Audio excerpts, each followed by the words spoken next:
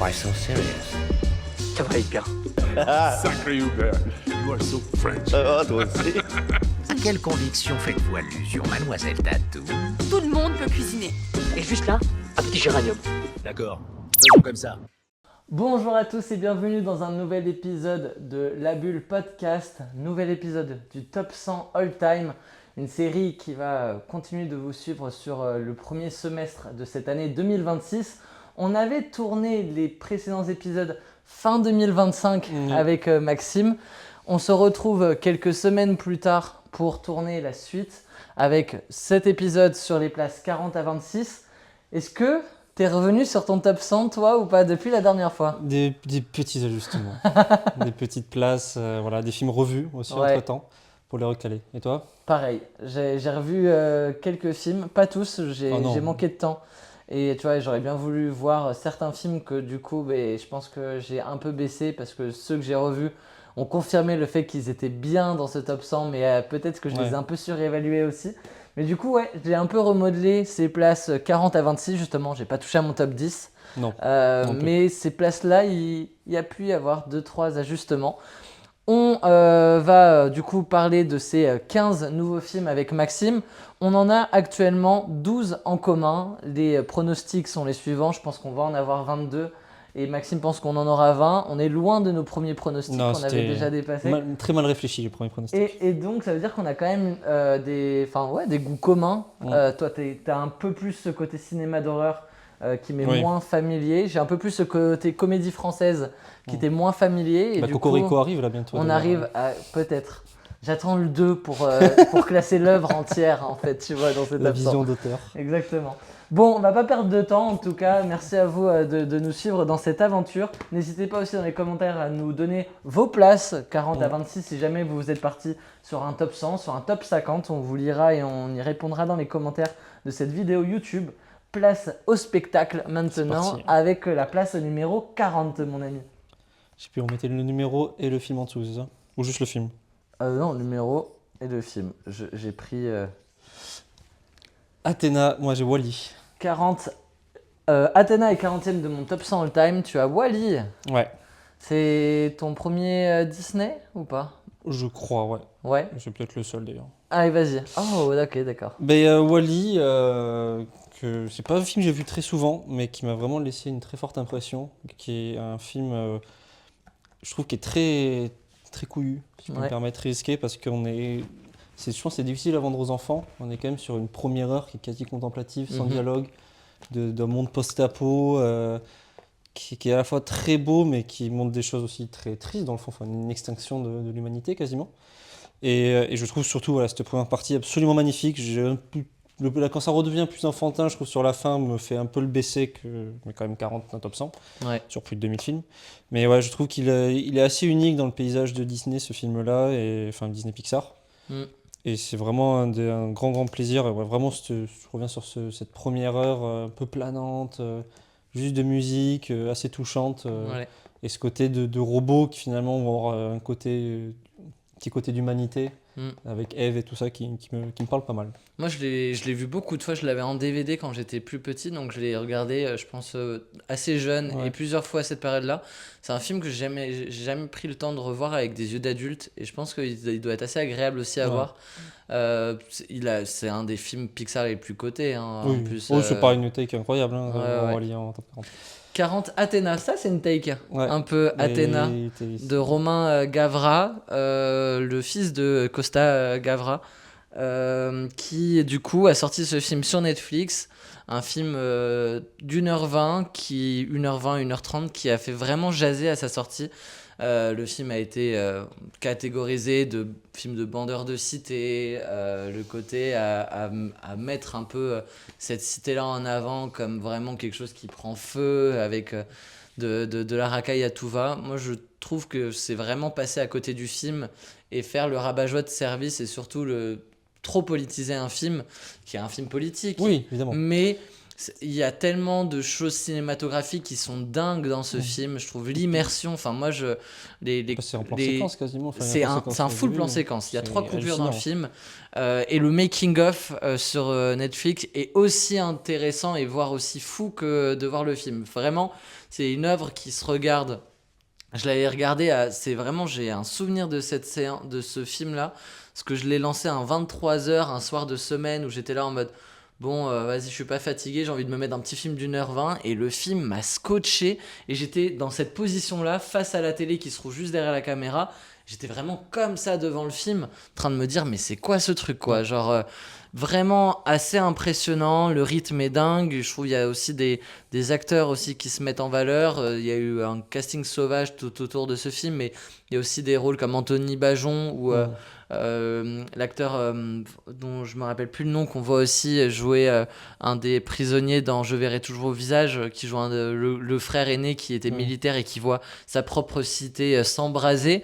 Il y avait une intention de vouloir faire une tragédie grecque de la part de Romain Gavra. Je trouve que ça a été Gavra ou Grava, non, Gavra, hein, je crois. Ouais. Tu prononces le S ou pas, mais qui a été vraiment réussi, et je trouve que c'est un film qui est hallucinant dans ce qu'il propose, dans ses plans séquences, dans la musique aussi. Enfin, moi, ça a vraiment été un film marquant.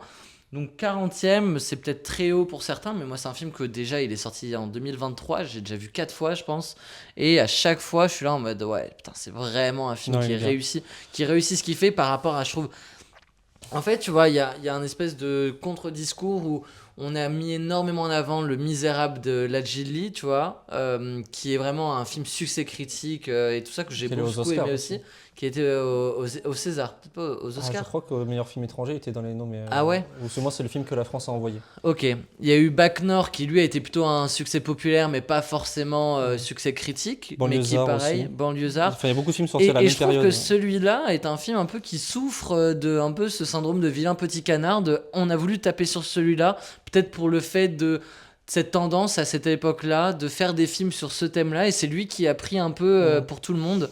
Et je trouve ça c'est pas mérité. Je trouve qu'il est vraiment au-dessus de par exemple d'un Misérable, toi, Athéna. Je dirais pas qu'il est au-dessus, mais il arrive à proposer quelque chose de différent, de quelque chose que j'avais jamais vu auparavant. Un plan séquence comme ça dans ces cités qui semblent, enfin c'est des choses. T'as un frigo qui est jeté du tout en haut du 20e étage ou du 30e étage d'une cité. C'est pas le truc où tu peux le faire 10 fois, tu vois, dans un plan séquence. Enfin, il y a des choses qui sont vraiment époustouflantes. Donc ouais, mention spéciale à Athéna, qui rentre à la place 40 de mon top 100 all-time. Je viens d'en parler à l'instant. Je verrai toujours vos visages. Ouais, moi j'ai Logan. Je me lance sur Logan ? Vas-y. Moi c'est dans mon top 100 et bien classé du coup, parce que je me souviendrai toujours notamment de la séance ciné, où ça sort en 2017. J'ai 20 ans. Et j'ai un peu grandi avec les X-Men. C'est vraiment des films que j'ai vus assez jeunes, revus à ado, enfin, il y a toujours une continuité comme ça. Et je me souviens de ma tristesse à la mort de Logan, spoiler de ouf. Et pas à pleurer ou pas être bouleversé, mais être vraiment triste. Il y a la musique narrative de ta vie. Ouais, c'est ça, il y a la musique de Johnny Cash à la fin et tout. Et tu pars du ciné, et j'étais vraiment en bad sur plusieurs heures. C'est pas le truc où tu pleures 10 minutes et après ça va mieux. J'ai juste là, c'est fini, Wolverine, c'est mort. Mon enfance est morte, tu vois, il y a eu un truc un peu comme ça. Du coup, c'est vraiment. Et j'ai mis énorme. Je l'ai revu, j'ai vu que 2 fois, j'ai vu là, et je l'ai revu avant Deadpool et Wolverine. Je me suis refait. Sinon, j'avais jamais eu ce truc de vouloir le revoir. C'était vraiment la fin d'un truc, quoi, tu vois. Et donc, émotionnellement, ça m'a beaucoup parlé. Et puis, même en termes de film, je parlais de trucs courageux avec Wall-E, là aussi, de faire un espèce de western post-apo dans le milieu super-héroïque. De faire un film super sombre, parce qu'au final on te dit tous les X-Men sont morts, y a Xavier qui est vivant, il va y passer aussi, lui il meurt, enfin il y a un côté très très nihiliste. Ouais, tragédie, en mode c'est la fin de... C'est vraiment, et c'est une fin qui est horrible en fait, tu vois. Alors il y a un petit côté espoir avec les gamins qui repartent à la fin, et d'ailleurs il y a eu le film Les Nouveaux Mutants quelques années après, et je pensais que ça allait suivre ces enfants là, moi. Je me suis dit, ah BTS c'est les Nouveaux Mutants, pas du tout. Déception. Et ouais, donc il y a ce côté assez unique dans un film de super-héros Marvel qui sort du lot. Très très brutal, très violent. Bon, ça, les autres, Logan l'étaient déjà. Et ouais, c'est un film très, très important. Dans ton top 100. Ouais. Ouais, t'en as déjà parlé dans nos top 10 je crois que je l'avais mis 3ème, ouais. Un truc comme ça, ouais. Je verrai toujours Visage, un film aussi récent. Comment ça se fait qu'il arrive si haut dans un classement si tôt ? Je verrai toujours Visage, c'est un film qui m'a bouleversé au cinéma quand je l'ai vu. Un film qui a mérité toutes ces nominations qu'il a pu glaner dans les Césars. C'est vraiment un film de performance d'acteur, je trouve, et qui réunit tout un casting générationnel.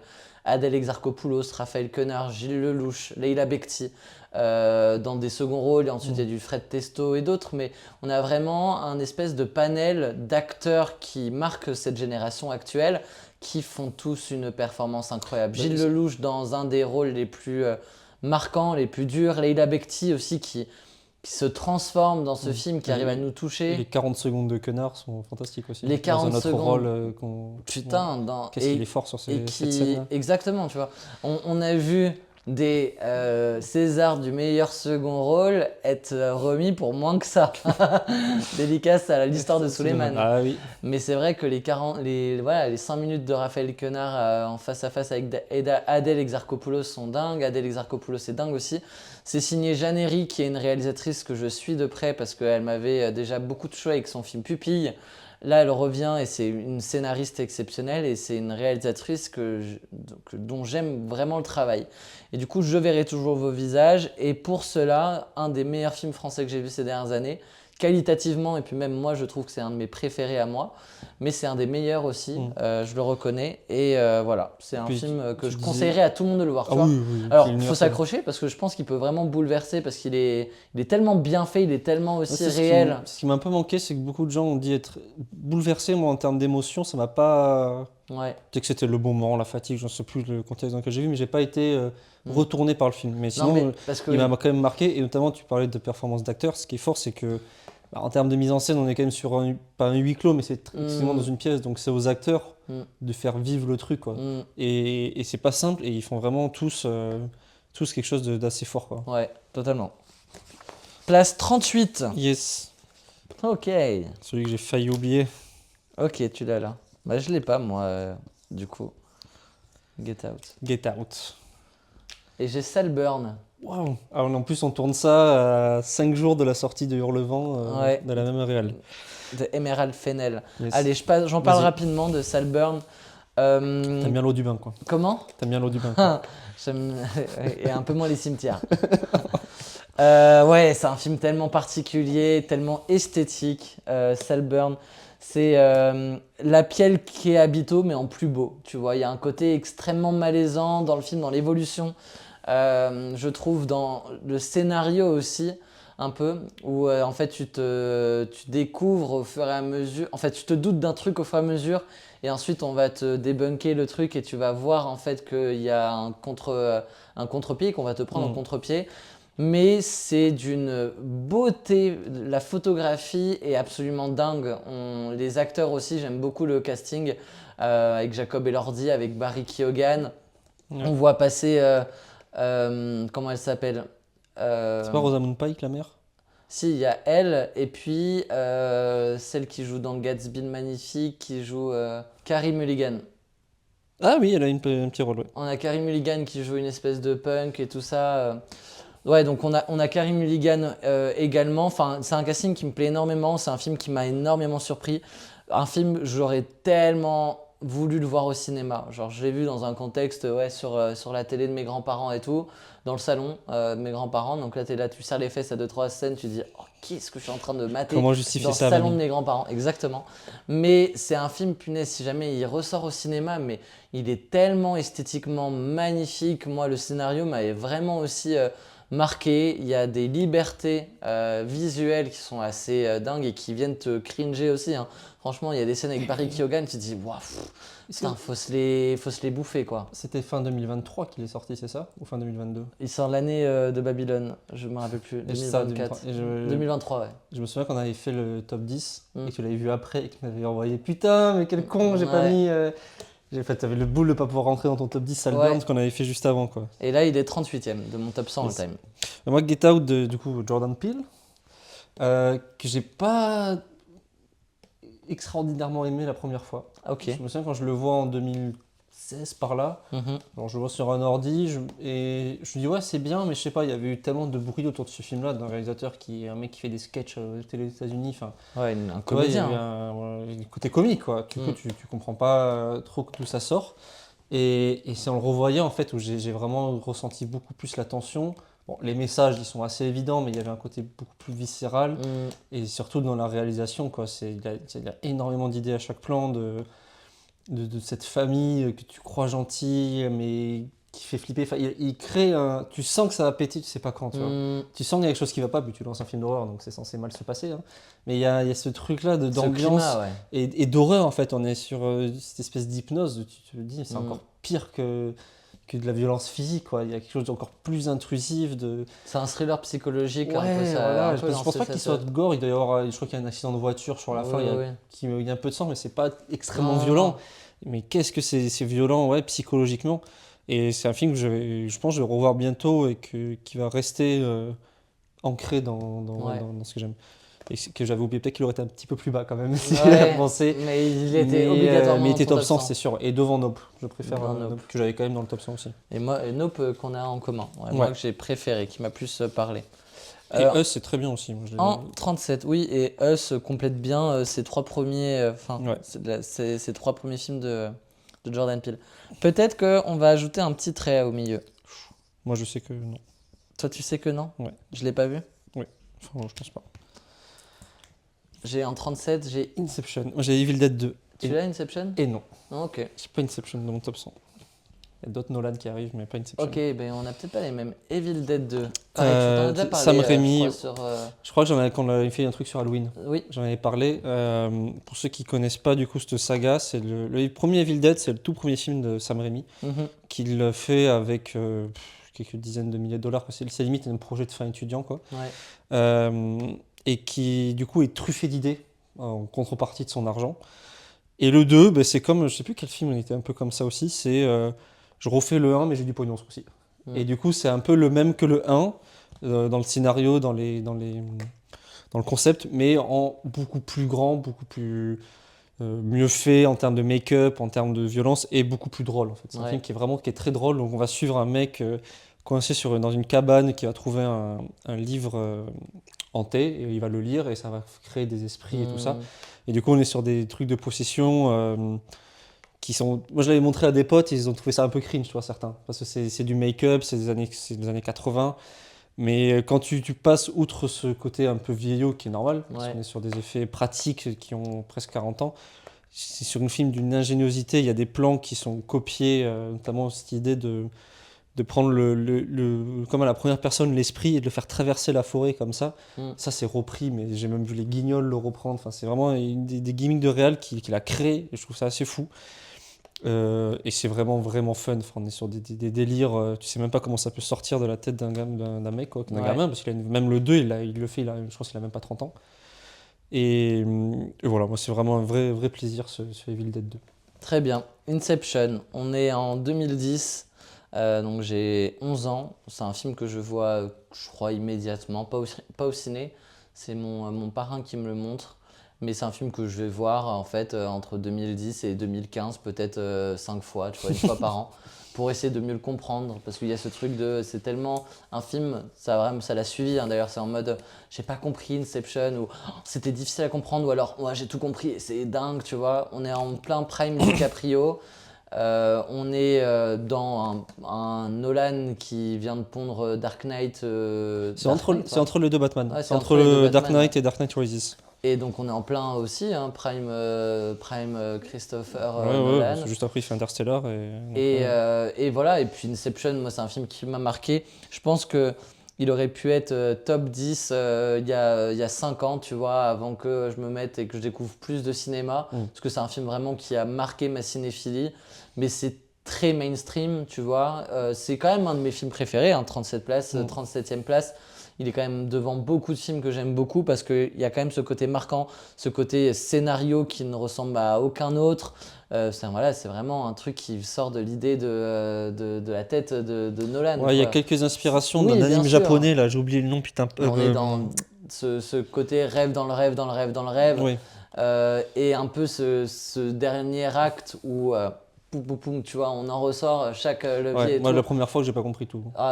J'avais regardé un peu fatigué, le film a fini, je savais qu'il faudrait que je me le refasse un jour plus en forme. Il est passionnant, tu l'as déjà revu plusieurs fois. Oui, mais pas 15 non plus. Ok. Mais c'est fort avec Nolan de cette période, c'est qu'il arrive quand même à faire des trucs tu vois, tu dis c'est mainstream, mais en fait, sur le concept, ça devrait pas l'être. Non, ça devrait pas être presque ouais. de niche, mais en fait, il arrive Parce que tellement à le le faire casting est tellement XXL. par le casting et par le côté grand spectacle. Ouais. Toi, un Doctor Strange, c'est vachement inspiré dans la mise en scène de Inception, quand tu as tout ce côté des maisons qui se retournent. Ouais. Mais je savais que tu l'avais, je pensais même que tu l'avais plus haut, tu vois, Inception. Ah, peut-être qu'on l'a tous les deux celui-là. Moi, pas. On est au combien, 36 ? Ouais. C'est sûr que je suis là pas. Je peux si. J'ai Whiplash. Chez Asbestas. Non, je l'ai pas, mais c'est super bien Asbestas. J'en parle rapidement. Et Whiplash, non, je l'ai pas. Whiplash. Non, si, 58. Hop là, l'épisode d'avant. Mais du coup, c'était qu'il est déjà écrit alors. Ben non, tu m'aurais dit, je l'ai aussi. Ouais. Et ben voilà, Whiplash. T'avais Whiplash que t'avais aussi finalement. Ouais, Vas-y. ok. Donc on reprend. Donc Asbestas en 36 et toi Whiplash que j'avais en 58. Ouais. Que j'ai revu cette semaine. Ok. Donc j'avais quand même dans le top 40 entre les deux montages, donc ça a conforté sa place, ça n'a ni augmenté ni baissé. J'avais vraiment ce souvenir de premier visionnage du scénario surtout, et de le coup tordu de J.K. Simmons à la fin, de performance et de l'ambiance musicale. Et là, en le revoyant, j'ai aussi été marqué par la mise en scène, notamment les plans. Il y a vraiment beaucoup de plans qui ont de la gueule. Ouais. Par cette photo un peu jaune là, dans The Jazz, qui est vraiment magnifique. Ça pourrait vite être laid en fait. Et elle est vraiment sublime. Et pour revenir de manière plus globale, c'est vraiment un vrai plaisir parce que tu as à la fois ce côté de musique qui est très agréable et à la fois ce côté thriller et tu vois pas trop où ça va aller, tu vois pas trop où le personnage va et jusqu'où il est prêt à encaisser en fait. Et ça raconte du coup plein de choses sur la musique, sur jusqu'à quel point tu peux pousser les gens à le faire jusqu'au bout parce que mine de rien, sur la fin, ça a quand même eu un côté bénéfique.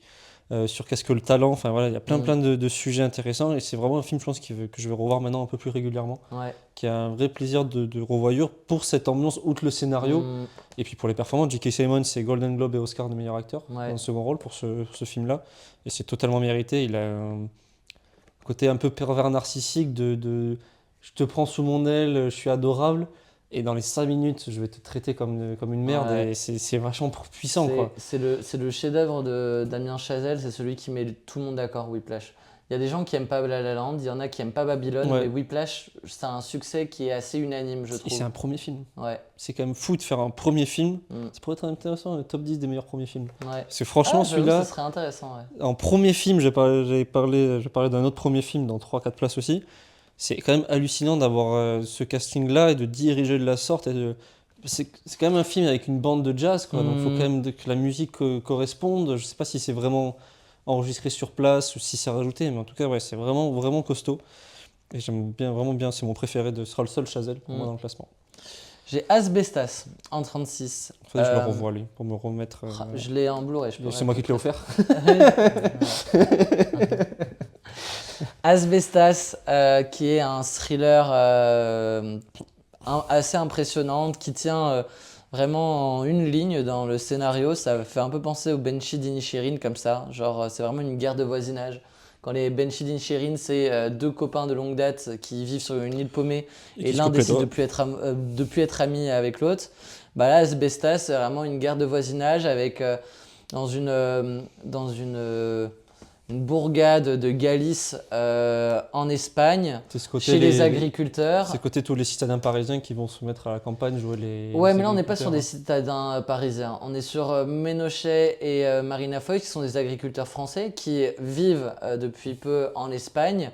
Et ce sont les seuls qui s'opposent à l'arrivée des éoliennes, là où les Espagnols sont favorables pour pouvoir revendre leurs terres à un prix fort. Et seuls les Français, en fait, s'opposent. Et il faut une majorité ou une majorité absolue peut-être pour le vendre. Et du coup, ça va créer un climat de tension dans cet endroit où globalement ils vivent les uns à côté des autres. Et puis il y a ce bar qui est l'endroit où les hommes viennent passer leur fin de journée. Et voilà. Et on rentre dans cet endroit-là et en fait on a le souffle coupé. On est vraiment en apnée pendant les 1h40 de film. C'est un film en 2 parties que je trouve bluffant. Marina Foïs dans ce registre dramatique, limite thriller quand même, et hallucinante, je trouve. Denis Ménochet est un grand acteur. Non, c'est un monstre. C'est un monstre du cinéma français. T'es dans les acteurs sous-cotés aussi. Si on devrait faire un top sur les acteurs sous-cotés, il aurait une place de choix parce que c'est un acteur dont on ne parle pas assez, je trouve, qu'on ne voit pas assez non plus. Et dans ce film, il crève l'écran. Et c'est une de mes séances cinéma les plus marquantes aussi récemment. Je l'ai vu, j'attendais un pote à Paris qui devait finir sa journée de travail. Et moi, un vendredi après-midi, je m'envoie ce film et j'en sors, je suis là en mode oh, c'était une dinguerie ce film. Donc j'ai adoré Asbestas. Et je te recommande, je sais pas si tu l'as vu, du même réal, El Reino, qui est sorti en 2018-2019, qui est un thriller politique pour le coup full espagnol. J'ai plus les détails, j'ai pas revu ce film, pourtant il doit pas être facile à trouver. Sur un politicien qui va faire un truc et qui va du coup être en mode paranoïa, de peur de se faire buter par rapport à ce qu'il a fait. Et pareil, dans le côté climat, tension, angoissante, j'avais même encore plus été dans l'angoisse que El Reino. Mais ouais, très très bon film. Dur à classer Asbestas de mon côté. Je sais pas s'il était loin ou pas, mais c'est vraiment un chouette film. Alors là, voilà. Batman versus Superman. De Zack Snyder. Oui, bah après c'est ton top 100 préféré. Moi aussi, je vais avoir mon lot de films. Moi, j'ai Dune 2 aussi dans le registre. Dans le registre un peu science-fiction. Dune 2, il est déjà assez haut, je trouve, pour un film qui est sorti il y a à peine 2 ans, qui est une saga dont je suis pas un grand fan. J'ai pas aimé le 1 de Dune. Donc en fait, quand je vais voir Dune 2, je m'attends à rien. J'y vais vraiment parce que j'ai un média cinéma et que du coup, c'est le genre de film que je suis obligé de voir. L'abondance avait de la gueule quand même. Ouais, mais vu que j'avais pas aimé le 1 et je l'avais pas revu, c'est que je me réinflige même pas le fait de revoir le 1 pour revoir le 2. Moi, j'avais vu un résumé de 10 minutes pour comprendre les familles et tout, et je suis allé comme ça. Et là, et je me suis pris une claque cinématographique. Et je pense que ce film, il a cette patte dans les grandes sagas de science-fiction, des films parfaits, tu vois. Genre, toutes les séquences s'enchaînent, et c'est un film qui dure, pareil, 2h30. Mais pendant 2h30, il n'y a pas un moment où ça traînasse, tu vois. Il n'y a pas un moment où tu te dis, oh là, on est dans le creux du film, quelle heure il est, encore 1h30. Tout s'enchaîne, et puis il y a tellement de séquences marquantes. C'est Timothée Chalamet qui prend possession et qui va raider sur des verres. Puis ensuite, on a toute la partie en noir et blanc avec Austin Butler. On a le grand final. On a la partie où il devient Zal Gaïb. Là, je sais plus comment c'est le nom. Enfin, le personnage de Javier Bardem a ce côté aussi très clownesque, un peu, tu sais, qui va te mettre des moments un peu d'humour, mais qui sont parfaitement dosés. Et en fait, c'est un des plus grands films, vraiment, mais en termes de choc, de dimension, tu vois, ce grand IMAX ou quoi. Je trouve qu'il a réussi, Denis Villeneuve, à faire un film à la hauteur de ce que peuvent faire Cameron avec Avatar, de ce que peut faire Nolan aussi sur, par exemple, Oppenheimer aussi sur cette année-là. Il y a un côté où c'est un film qui est bluffant, qui est dingue. C'est vraiment... je pense ça va être dur de faire mieux que le 2 et c'est pas grave, tu vois. Il y a eu... ces sagas où le 2 était mieux que le 1 et moins bien. Il y en a un paquet. Hein. Voilà, où le 2, souvent on dit, ouais, la saga, le 1 est bien, le 2 peut être moins bien et le 3 va rehausser. Et là, vraiment, je pense il y aura une suite évidemment, mais celui-là s'inscrit déjà dans mes films préférés. Ouais, à la fin. Fin 2026, le même jour qu'Avengers pour l'instant. Ouais. Pour Doomsday. Le Doomsday, ouais. Pour BVS, franchement, j'ai zéro hype moi sur ce film au départ parce que c'est vraiment le truc putassier. Viens, on va se faire taper Batman et Superman, on va voir, c'est marrant. Et en fait, je trouve que le film, pas du tout. Déjà, esthétiquement, je pense que c'est un des plus beaux films de super-héros, je trouve, qu'il fait. Enfin, Snyder, il est dans ce qu'il fait de mieux. Je sais même pas s'il a refait aussi bien depuis d'ailleurs. Il y a vraiment une photo, une ambiance poisseuse, un Gotham. Je pense que c'est un des Gotham les plus dégueulasses avec un Batman qui va aller un peu plus loin dans la violence encore que ça montrait Pattinson ou Nolan avec sa trilogie. On a quelque chose encore plus poisseux, ce choc entre les ténèbres et la lumière avec Superman, plein de questions idéologiques, jusqu'où tu peux aller, et je le trouve vraiment passionnant. Il a des dialogues de dingue. Moi je me souviens une des scènes qui me marque le plus, c'est qu'il y a un affrontement entre les deux, un des premiers. T'as Superman qui descend du ciel comme ça, l'image est sublime. Et Batman, il lui fait « Do you bleed ?» L'autre, il repart en vitesse éclair et il fait « You will ». Et je trouve ça trop badass, c'est trop cool. Un peu moins fan de la toute fin avec le gros méchant, je ne sais même plus comment il s'appelle, là, avec Wonder Woman qui débarque et qui se tape. Bon, c'est un peu full CGI, c'est moins impressionnant, mais sur les 3 heures du film, ces 2 heures d'ambiance à Gotham, crasseux, avec le fond, tu comprends qu'il y a un Joker qui a fait des trucs. Enfin, il y a une mythologie, l'arrivée de Wonder Woman, qui est dommage, elle soit un peu trop teasée, enfin, un peu trop même dans les bandes annonces et tout, on la voyait même sur l'affiche. C'est dommage que ce soit pas une surprise à 100%. J'adore vraiment ce film de manière presque un peu peut-être débile. Et c'est peut-être mon Snyder préféré, je pense, là-dedans. Ouais. Il y a un des films d'ici que je trouve vraiment, vraiment super. Enfin, j'adore. C'est le directeur Scott ou pas? Ouais, c'est la version longue qui dure. Alors, c'est celle qui est sur le Blu-ray qui dure 25 minutes, 30 minutes de plus. Au final, je sais même pas si j'ai vu la version de base, donc je pourrais même pas faire un comparatif. Il y a beaucoup de discours que la version de base est à chier, que la version longue est extraordinaire. Je pense qu'il doit y avoir quand même un juste milieu entre les deux. Ouais. Mais j'adore. Et Ben Affleck en Batman, il est jamais cité, mais voilà, c'est autre chose. C'est plus un mode comics Batman Rises, quoi. Plus vieux, plus violent, plus costaud, moins fluide. Ouais. Et j'adore ce qu'il propose aussi. Et puis Henry Cavill en Superman, je pense qu'il a fait l'unanimité. Oui. Ils Donc, l'ont voilà. remplacé vraiment par un acteur qui lui ressemble tellement. Je Mais moi j'avais une discussion avec un pote. Ouais, ils ont pris le même acteur, j'ai vu. Je savais non. Il peut faire des si. Non. C'est le même gueule quoi. J'ai perdu mon stylo. Ok. À cause du coq à l'âne. Parasite.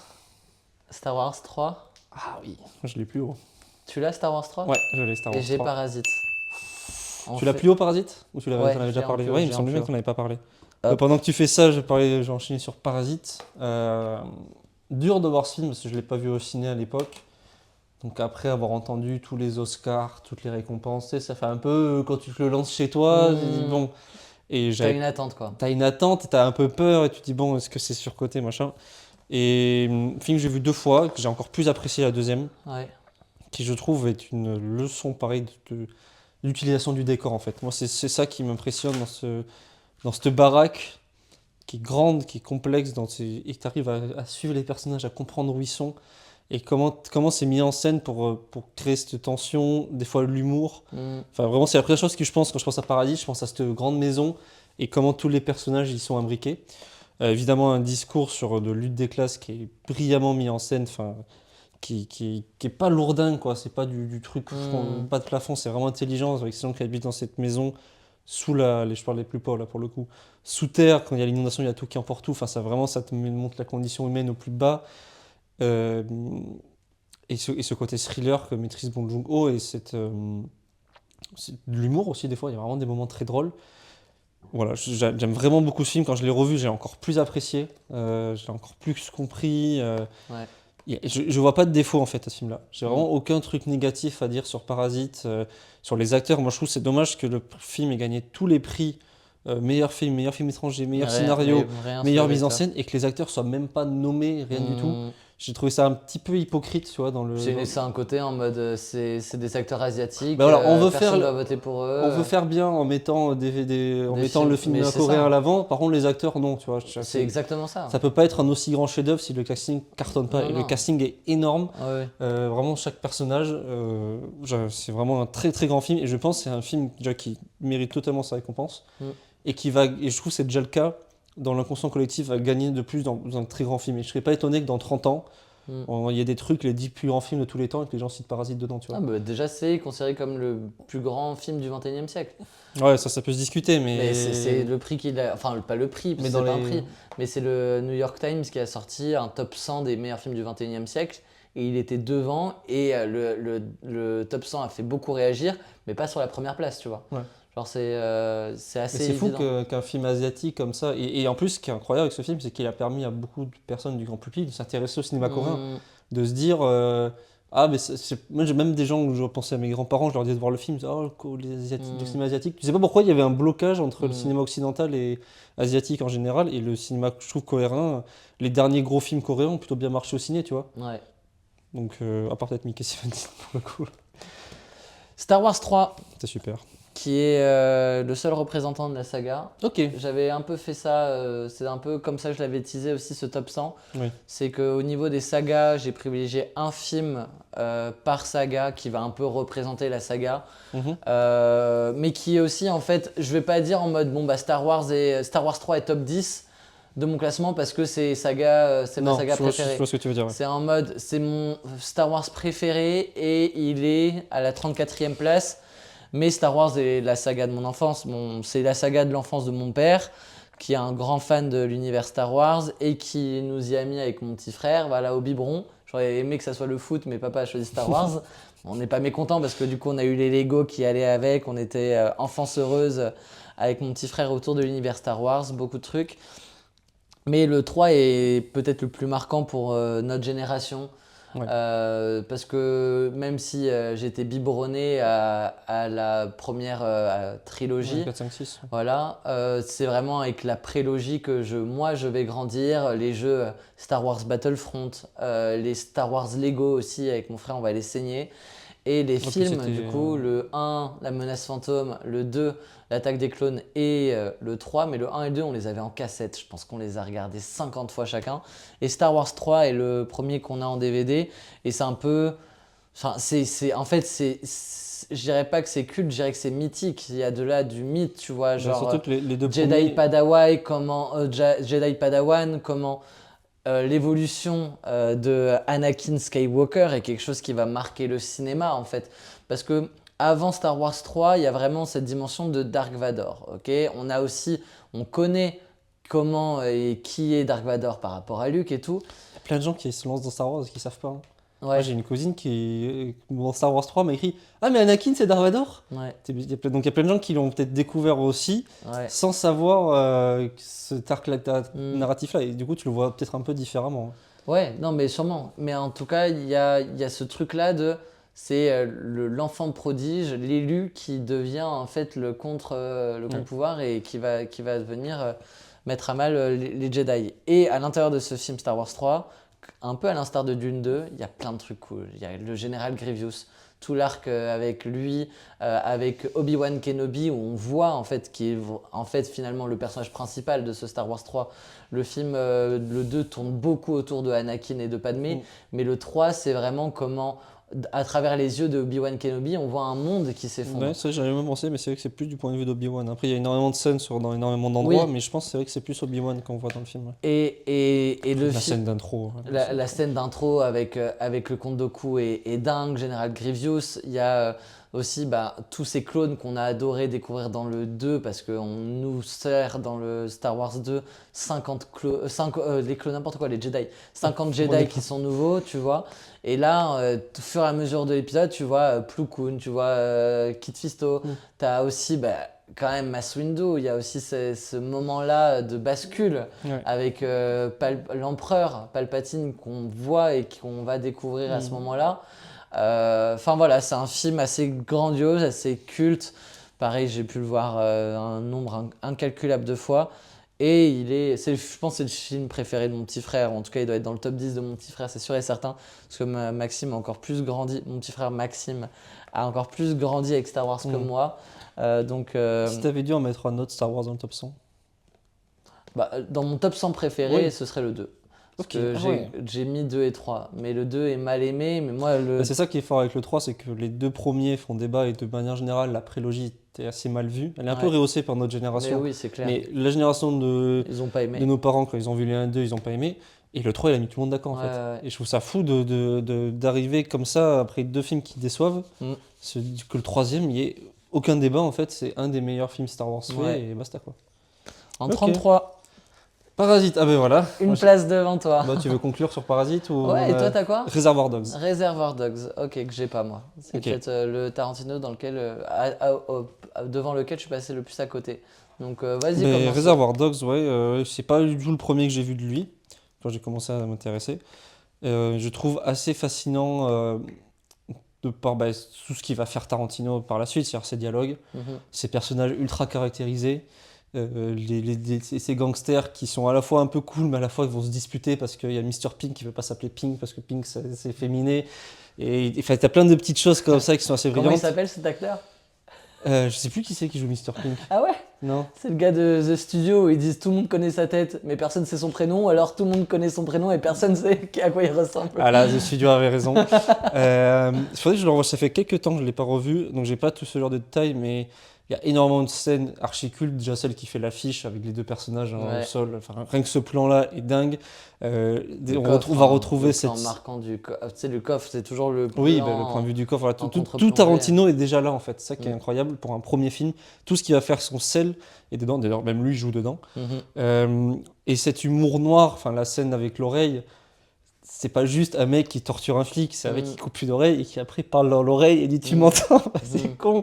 Et je vois ça la première fois, je me dis mais c'est une liberté en fait. Tarantino, c'est ça que j'aime, et c'est pour ça qu'il y en aura d'autres dans le film, même si c'est tout le monde aime Tarantino et machin. Mais c'est cette liberté de dire que tu peux faire ce que tu veux, tu peux mettre les musiques que tu veux.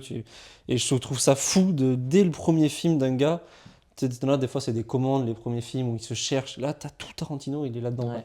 Et j'aime vraiment beaucoup ce film et j'ai déjà hâte de le revoir et je sais qu'il va m'accompagner toute ma vie. Quoi.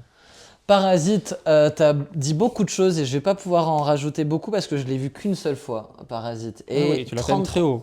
Et je l'ai baissé. Je l'ai baissé peut-être de 10 places par rapport à décembre. Je comprends. Parce que, en fait, je l'ai vu qu'une fois et il m'a marqué, il m'a fait l'effet de Gran Torino. Je suis pas sûr que j'en ai encore parlé de Gran Torino.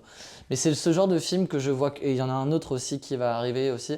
Des films que tu vois qu'une fois et qui te marquent et instantanément tu te dis, pouah, mais ce genre de film où que objectivement tu dis c'est un des meilleurs films que j'ai vu et subjectivement tu te dis, mais est-ce que j'ai déjà autant kiffé un film comme ça, tu vois? Et j'en ai un comme ça qui arrive et tu peux avoir même peur de le revoir, de peur de le baisser. Moi, des fois, je préfère garder mon bon premier souvenir, tu vois. Oui, sur certains films. Mais tu vois, genre par exemple, moi, un film que j'ai cité dans mon top 100, mais beaucoup plus haut, c'est A Man Called Otto avec Tom Hanks. Je l'ai vu une fois, il m'a chamboulé. Mais c'est le genre de film où tu le revois une deuxième fois, peut-être que du coup, tu vas perdre ce truc-là. Ouais. Parasite, je suis sûr que si je le revois une deuxième fois, il reprendra 10 places, tu vois. C'est possible. Donc voilà, mais oui, t'as tout dit, film parfait, rien à redire, étonnant par son humour dans un film qui te met aussi quelques scènes de stress, c'est un film parfait qui a tout pour plaire et Comme Tarantino, une certaine liberté, mais c'est vrai que je trouve dans le cinéma coréen, c'est ça que je l'aime beaucoup, tu peux faire un film de gangster avec mettre de l'humour, à mettre de l'ultra-violence, à mettre... ils arrivent à mélanger les genres en Corée. Nous, des fois, tu vois, dans certains films occidentaux, tu vas avoir un film d'action, il y aura trop de blagues, ça va casser le truc. Eux, ils ont toujours le bon tempo. Même dans les films les plus horribles, ils peuvent mettre des blagues. Donc, je me souviens d'un film qui était sorti il y a 2-3 ans, The Phantom, où c'était un thriller plus à ambiance, et à un moment, tu as 5 minutes de fusillade, tu as l'impression que c'est le meilleur film de gunfight que tu as jamais vu. Ouais. Ils sont trop forts. 32, tu l'auras pas celui-là. Je pense pas que tu l'aies non plus. Il est un peu long à écrire. Everything Everywhere All At Once? Non, il est pas dedans. Hein? Il est vraiment pas dans mon top 100, Everything Everywhere All At Once. Non plus. Requiem for a Dream. Non, je l'ai pas, mais je l'ai bien aimé. Et moi, j'ai Past Lives. Ok. Un film qui a gagné des places et qui a bien vieilli dans mon esprit, typiquement. Je l'avais adoré quand je l'ai vu au cinéma. Vraiment, tu en sors et tu dis waouh, genre quel film, quelle beauté. Alors, je suis en pleine hype à ce moment-là du cinéma de A24. Je pense qu'il a été ma grande découverte de cette année 2023, c'est ça? Ouais. Et en ce moment-là, j'en vois plein des films. Et du coup, Past Life arrive là-dessus. Et il y a toujours cette DA à 24, ce côté un peu film contemplatif, très beau, très esthétique, qui me plaît beaucoup. Une histoire d'amour à travers plusieurs temps, en 3 temps en fait finalement, mais avec un dénouement qui est ce qu'il est, mais moi que je trouve parfait en fait, je trouve, et qui justement rentre pas dans le pâteau, qui va prendre... En fait, le film avait tout pour ne pas suivre ce chemin et je suis content qu'il ait cette fin-là aussi parce que je la trouve parfaite par rapport au récit qu'il y a de ce film. C'est un film que à la fin de l'année 2023, je suis même pas sûr qu'il soit top 10. Je crois que tu l'as mis 10e. Ouais, voilà, 10e. Et tu vois, il se retrouve 32e dans un top 100. Tu l'as revu ou pas? Non, je l'ai même pas revu, mec. Mais c'est juste que il vieillit bien dans ton esprit. Et je l'ai chez moi, je l'ai à la maison et j'attends de le revoir. Je l'ai conseillé à ma mère immédiatement qui n'est pas une grande fan du cinéma asiatique et elle l'a vu, elle m'a appelé, je me rappelle qu'elle m'a appelé en me disant c'est peut-être l'un des plus beaux films sur l'amour que j'ai vu de ma vie. Wow. Et là tu te dis ok, elle me fait merci mon fils de m'en avoir parlé, de me l'avoir vendu. Et ouais, Past Life c'est vraiment un film magnifique. Enfin, tu tombes amoureux de Greta Lee dans le film alors que je suis pas branché. j'ai pas branché forcément C'est le moment où ça dérape. femme asiatique. Mais non, mais tu vois, t'es là, Non, mais je comprends, oui. tu tombes amoureux Mais comme de je crois que tu cette disais dans femme. le top 10 qu'on avait fait en 2023, où tu dis justement tout le monde est beau dans le film, Tout le enfin, monde les est beau acteurs dans le est beau, film. Ouais. l'esthétique est... Ok, ouais, je pensais pas qu'il aurait si haut. Ouais. Vu que je t'ai resté sur ton top 10 de 2023 10e, Hmm. là j'avais Vas-y, effacé, toi. mais non, Requiem for a Dream. Oui. Plus gros bump, quand j'ai commencé à réfléchir au top 100 il y a un peu 2 ans, je le mets pas. Puis j'y repense et je me dis, mais ce film, je l'ai vu il y a 10 ans, il m'a tellement marqué. La musique, je l'ai en tête sans l'avoir écouté. Ouais. Et du coup, je le rentre, mais je me dis, je sais pas où le foutre, 90, 75e. 90, 12, je le revois, 32. Parce que je sais. Non, c'est pas le premier film d'Aronofsky, il a fait Pi d'abord. Mais c'est un cauchemar ce film. Ouais. Alors, c'est pas un film que je vais voir tous les ans, c'est sûr que non. Mais à chaque fois, il m'a hypnotisé en le revoyant.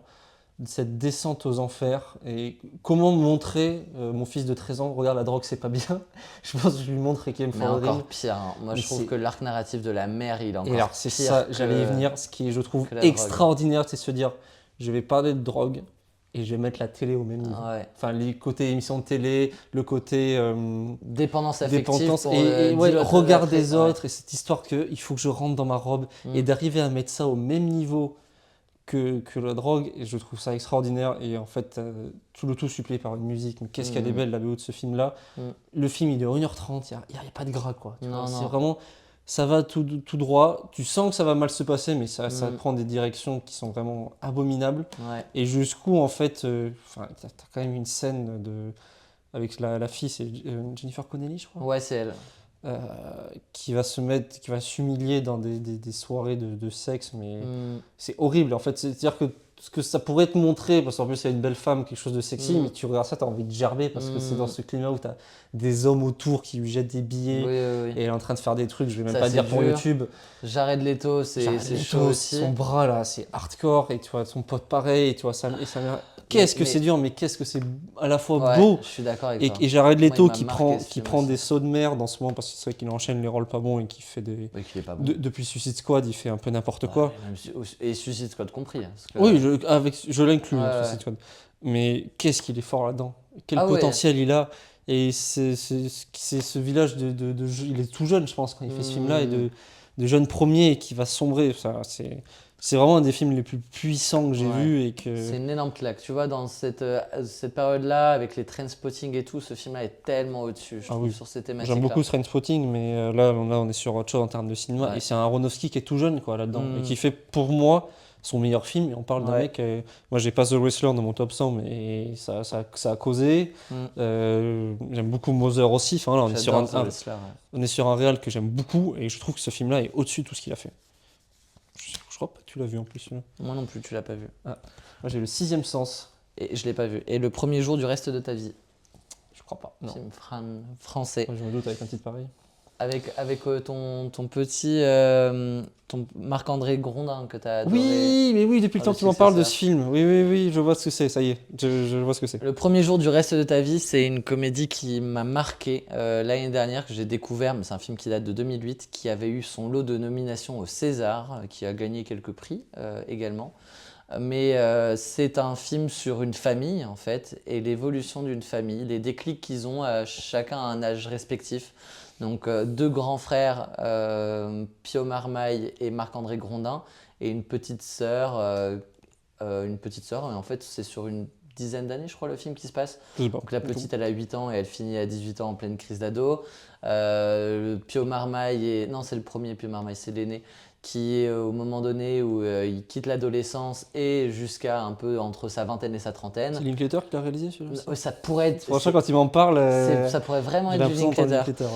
Ouais. Et ensuite, les parents, j'ai oublié le nom de l'acteur, mais il est bluffant, celui qui joue le papa. Et ensuite, c'est Zabou Bretman qui va jouer la mère. Et c'est un magnifique film sur la famille, c'est un magnifique film qui donne envie en fait de prendre sa vie en main, de faire des choses. Enfin, le premier jour du reste de ta vie, c'est un film qui est très introspectif. En fait, quand tu le vois derrière, Ça fait le titre de livre de développement personnel. Un peu. ouais, mais il y a vraiment ce côté-là où tu vois cette famille évoluer et tu te dis, ok, moi j'en suis où dans ma vie? Du coup, à quel moment j'ai ces déclics? Est-ce que c'est demain ce déclic? Et vraiment, genre, ce film m'a tellement inspiré. Dans une journée où c'était marrant parce que je vous invite à aller voir ma critique Letterboxd dessus sur la bulle, sur Geeks la bulle sur Letterboxd où j'ai écrit un peu le récit de ma journée parce que c'est un film vraiment où tout s'était pas passé comme prévu dans une journée où j'étais tout seul et pour la première fois j'avais rien à faire, vraiment un samedi. Et je m'étais dit, bon, bah, je me mate 3 films aujourd'hui. Si j'ai envie de passer 2 heures sur la play, je le fais. Je fais ce que je veux de ma journée. Et il y a eu plein de choses qui ne sont pas passées comme prévu. Et je finis ma journée sur ce film-là que je vais terminer à minuit 10. Bonjour, comment j'étais fatigué. Je reprends Éric Judor dans La tombe infernale. Et vraiment, ce film, je me suis dit, waouh, mais comment cette journée était dingue en fait, et de finir par là, ça a tout son sens. Je t'invite vraiment à le découvrir. Ah, mais c'est prévu pour cette année, c'est sûr. Moi, j'ai le sixième sens de Shyamalan. Qu'est-ce que tu l'aimes, ce Shyamalan? Shyamalan, c'est mon gars. Je crois qu'il n'y en a plus là. C'est ton réalisateur à toi. Genre, putain. Oh, il y a d'autres gens fans. Mais je dirais pas que c'est ton réal préféré, mais t'as un affect pour son cinéma. Ouais, surtout, bah, en fait, c'est un peu. Je n'ai pas un avis très différent. C'est-à-dire qu'il a vraiment son début de carrière qui est exceptionnel. Il a un gros trou. Ouais. Et après, avec The Visit en 2015, il redevient sympa. Bon, c'est un film, du coup, je vais pas le dire, en plus, si tu l'as pas vu, qu'a The Twist. Bon. Quand je l'ai vu la première fois, c'est ce qui m'a marqué. J'ai revu plusieurs fois depuis. Ouais. Et outre ce côté twist, en fait, c'est un magnifique film sur un peu sur l'amour aussi, sur ce couple entre Bruce Willis et sa femme, je sais plus tout qui le joue, qui est un couple qui va plus, qui a une esthétique qui me parle. Il est vraiment trop beau le film. Il a vraiment des... C'est fou qu'il n'ait pas vieilli en fait. Il a un côté planant, un côté gris. Pour parler de la fiche du film, quand tu fais le DVD, tu te dis waouh, ça a l'air d'être tellement vieux. Ben ouais, mais sur la DA autour un peu, mais sur la photo du film en lui-même, j'ai pas du tout trouvé. Et qui est vraiment efficace. Et où en fait, le résumé à son twist, c'est trop réducteur. Je trouve qu'il se suit super bien, il doit faire dans les 1h50. Il y a cette histoire avec cet enfant qui a cette fameuse réplique I see dead people, qui est repris, qui est samplé dans le rap et tout. Enfin voilà, Kendrick Lamar l'avait pris là il y a pas longtemps. Qui est vraiment très fort, qui va faire AI après de Spielberg. Après, je sais pas s'il a fait grand chose. Et c'est un plaisir à découvrir pour sa surprise et pour ça, mais c'est un plaisir à revoir quand tu as compris. C'est un plaisir à découvrir. Ah ben ok, je l'avais vu venir pour ça, parce que ça. Enfin, tu comprends un peu l'histoire. J'ai hâte de le voir. Et c'est un film que je dois voir, mais qui me donne pas envie d'être vu. Je crois qu'il doit être dans mon top 250 des films, là, donc je vais peut-être le mettre. Je te le prêterai si tu veux, je l'ai. C'est un vrai kiff. On va se les échanger. Premier jour du reste de ta vie contre Sixième Sens. Mais avec plaisir. On va s'envoyer les 31. On passe au top 30, mon ami. Lui, je pense que tu l'as. On est en top 30. Top ça 30, y est, de notre film préféré. Je le pensais plus haut, lui. Mais je pense que... Moi, quand tu m'as reparlé de Grondin, j'ai vu le successeur, je dis ouais, il arrive après. J'ai dit, je l'ai mis 50 ou 49. Ouais. Le successeur ? Ouais. Tu l'as déjà... Pourquoi je l'avais pas mis plus haut, moi ? Non. On n'a même pas fait exprès, gros. C'est notre premier one shot. Ouais, on avait failli avec La Piel Calvito, qui avait nous 2 places d'écart. Une place d'écart. On l'a failli avec Parasite, une place d'écart. Comment on dit quand on joue à la bataille, là, que t'as les mêmes. Égalité. Enfin, je sais pas. Il y a un terme quand tu joues à la bataille, que t'as les mêmes et qu'ils doivent retourner ta carte. Bref, je l'ai plus. Gran Torino, 30e. 30e de notre classement. Et puis, c'est notre 15e film en commun. C'est super. Allez. Et 29e. Mais tu vois, on parlait de films qu'on a vu qu'une fois. Moi, je l'ai vu qu'une fois. Je l'ai vu qu'une fois. Il y a plus de 10 ans. Dimanche soir, je suis au lycée. Il y a pas Netflix n'existe pas encore et tout ça. Ou c'est que le début, j'ai pas, etc. Je regarde le programme télé. Ouais. Je te jure. Et là, je vois France 2, Clint Eastwood, 4 ou 5 sets sur le télé loisir là. Et je dis, c'est parti, je vais m'envoyer ça quoi. Et je l'ai en Blu-ray depuis 5 ans, je l'ai jamais revu. Il est sur toutes les plateformes, je l'ai jamais revu encore parce que j'ai cette image un peu parfaite dans ma tête. Il faudra que je le refasse. Et c'est là où tu comprends pas comment Clint Eastwood peut inviter les gens à voter Trump et d'ailleurs te faire un film antiraciste comme ça, avec un personnage qui a une évolution aussi intelligente que ça. Donc on va suivre Clint Eastwood en vieux papy grincheux, vétéran de guerre du Vietnam, rachot sur les bords, etc. Et qui va, au début, en voulant s'embrouiller avec eux, un peu sympathiser avec des jeunes, notamment avec des Asiatiques. Je ne sais pas si sont vietnamiens, mais pour lui, toi, c'est tous les mêmes un peu, ce côté-là. Et c'est dur d'en parler parce que d'un côté j'ai des souvenirs d'émotions mais pas forcément de scénario et de fil conducteur. Moi je me rappelle être en larmes à la fin. Et je sais plus si j'étais en larmes mais j'étais vraiment touché. Le truc avec le comme ça là, qui est vraiment, il y a des images de cinéma Clint Eastwood qui le réalise, en plus qu'il joue. Et en termes de mise en scène, je pense qu'on est sur un de ses plus forts. Et ouais, tous les personnages sont ultra attachants en fait, même si tu t'y attends pas. Et ça parle du coup de quand même le traumatisme qu'ont les vétérans de guerre. C'est pas le sujet du film, mais tu le ressens quand même. Ça parle c'est un film anti-racisme, c'est un film sur quand même les galères de certains quartiers américains, ce moment de ta jeunesse où en fait soit tu t'arraches le cul et tu vas travailler, mais ça va être dur, ou alors tu tombes un peu dans la facilité, le gang, tu vois. Et ça parle de cette jeunesse-là. Et dans une photographie en plus qui est jolie, il y a tout qui est vraiment propre dans ce Antonio. Je sais pas si tu vas ajouter. Moi c'est vraiment le personnage de Clint Eastwood qui tient le film, parce que les seconds rôles vont permettre du coup de le faire évoluer. Je sais même pas s'il y a des gens connus dans les seconds rôles, s'il y en a qui ont pété après, et que je vais même dire « Oh putain, il était dans Antonio lui !» Mais ça m'a pas marqué. Ouais, moi non plus. On l'a vu qu'une fois tous les deux. Et moi, je me dis instantanément, pendant qu'il y a cette musique qui vient clôturer le film, cette musique. Ça, tu vois, je l'ai pas en tête, la musique. Ah ouais. C'est un plaisir à voir. Tellement belle et tout. 2026, je me refais Antonio. Mais j'ai vraiment le sentiment de bugger devant les crédits du film, en me disant, mais quelle aventure j'ai vécue, quel film. Et genre, instantanément, je me dis, c'est un de mes films préférés. Ouais. Genre, je pense que quand je le vois, je me dis, c'est peut-être top 10 de mes films préférés. Et il va un peu descendre parce que je l'ai vu qu'une seule fois. Mais il est une place parfaite, tu vois, top 30. Ouais. Il a été longtemps, je pense, entre 25 et 20, mais voilà, il est bien là. C'est vraiment un film à voir. Je pense que c'est aussi le genre de film. Je suis étonné qu'il sorte pas plus dans les films un peu que tout le monde aime, un peu la Shawshank Redemption, tu vois, tout le monde. Parce que je pense que c'est vraiment un film qui est dur à pas aimer et qui a quand même marqué une génération. Là, il sort en 2008, je pense. Je pense que c'est vraiment. Je pense que ça doit faire partie des mieux notés d'Allociné, un truc comme ça. C'est pas possible autrement quand même. On va en 29 ? Ouais. Oui, c'est un des mieux notés d'Allociné. 29, il est où ? Il est là. Lui aussi, là. Ça se trouve, je vais le revoir et je vais dire quel con, c'était 15e en fait, Gran Torino. Oui. Franchement, c'est pas impossible. Hein. Je me vois mal le déclasser. On fera peut-être une update dans 10 ans si j'ai vu le cinéma, mais pas top 100 d'un coup, mais on met les principales évolutions. Blade Runner. The Great Gatsby. Ok. Tu sais pas ? Non, je l'ai pas. Gatsby, je l'ai pas non plus, Blade Runner. Je l'ai pas vu, je crois. Le 1, je suis pas sûr. De Ridley Scott, hein, du coup. Oui, j'imagine. Moi, je le vois la première fois, pareil, à la télé. Je dois avoir 18 ans, 19. Et j'ai un peu une réaction de jeune con. Enfin, je sais que je me fais une réflexion et quand j'y repense, je me dis, qu'est-ce que c'était con de réfléchir comme ça. Le film, c'est pour ça, je pense qu'ils ont fait 2049 en 2017 par là, parce que le film se passe dans le futur et autour de 2017. Et je fais, c'est trop naze, c'est pas du tout comme ça. On s'en fout, c'est pas le sujet, tu vois. Et j'ai ce truc de dire, c'est pas du tout ça, les voitures volantes, les grands écrans.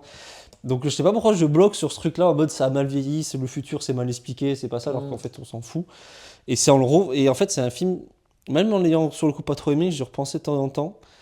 Et quand je m'intéresse au cinéma, je le vois tellement ressortir dans les meilleurs films, dans les classiques. Je me rends compte que c'est Ridley Scott qui a fait d'autres films que j'aime beaucoup. Donc je me dis quand même, faut que je leur donne sa chance. Et la deuxième fois que je le vois, je prends vraiment une tarte.